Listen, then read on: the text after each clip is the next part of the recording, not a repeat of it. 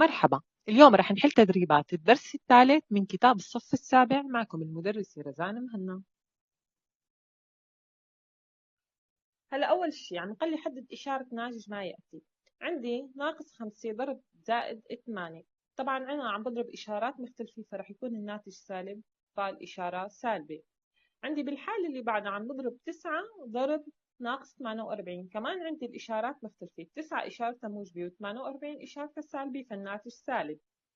بالحالة اللي بعدها عندي ناقص 16 تقسيم ناقص 8. أنا عم قسم عددين وإلن الإشارة نفسها، فأنا عم قسم إشارة نفسها فرح يطلع الناتج موجب، إذا هون الناتج موجب. بالحالة اللي بعدها 145 تقسيم ناقص 5. أنا عم قسم هون عدد موجب على عدد سالب، فرح يطلع عندي الناتج عدد سالب، إذا هون الناتج عدد سالب.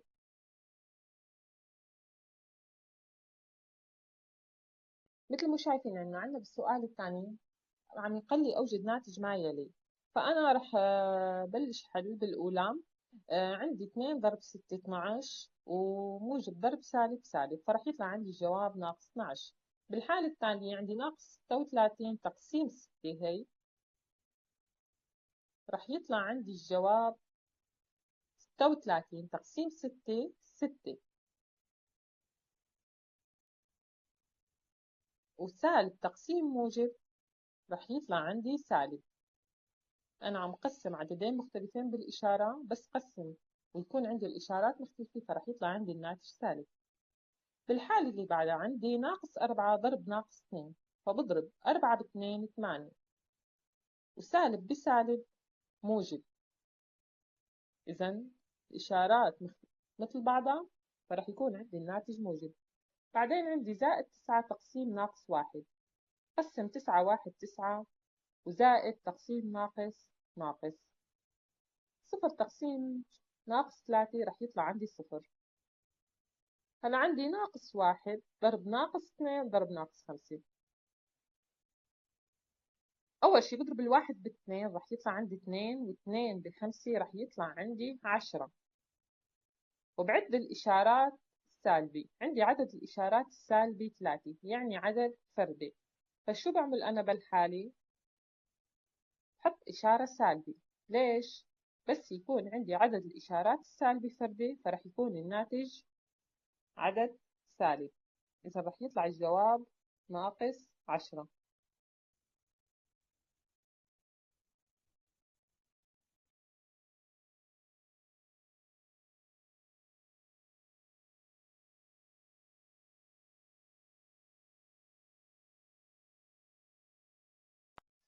عندي بهذا التمرين ناقص 2 ضرب ناقص 3 ضرب ناقص 4 ضرب ناقص 5. بنلاحظ إنه عندي أنا 4 إشارات سالبة، فعدد الإشارات السالبة زوجي اللي هو 4، فرح يطلع عندي ناتج ضرب الإشارات هو زائد. و2 ضرب 3 ضرب 4 ضرب 5 رح يكون عندي 2 ب3 رح يطلع عندي 6 ب4 24 ب5 96، إذا رح يطلع عندي الجواب زائد 96.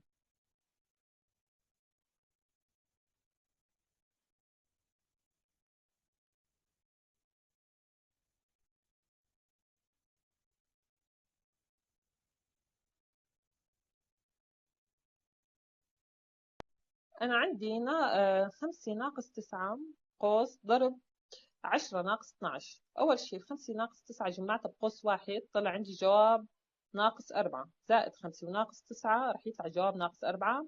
بالقوس الثاني رح يطلع عندي زائد 10 ناقص 12 رح يطلع عندي الجواب ناقص 2. رح أضرب الناقص 4 بالناقص 2 رح يطلع الجواب عندي 8، زائد لأنه أنا عم بضرب عددين إلهم الإشارة نفسها. هلا بهذا التمرين رح خلي القوس الأول قيمة وحدة والقوس الثاني كمان قيمة وحدة وأضرب القوسين ببعض. بالقوس الأول عندي ناقص 3 وزائد 6، فرح يطلع عندي الجواب زائد 3. عندي عددين مختلفين بالإشارة، بحط إشارة العدد الكبير وبطرح.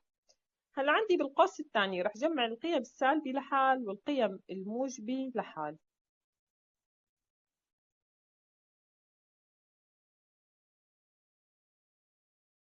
بعدين رح جمع الناقص 15 مع الناقص 18 مع الناقص 7 بالقوس الثاني. فرح يطلع عندي، رح حط ال50 أول شي لحالها، فرح تطلع عندي ال50 أول شي بحطها لحالها، بيطلع عندي زائد 50 وناقص 25 ناقص 18 ناقص 7 رح يطلع عندي ناقص 50. إذا صار عندي ناقص 50 وزائد 50 بالقوس الثاني، عددين متعاكسين بالإشارة، فهدول رح يكون الناجم صفر، وصفر ضرب زائد 3 بيساوي عندي صفر. إذا الصفر بشو ما ضربته رح يطلع عندي الناتج صفر، فالجواب النهائي هو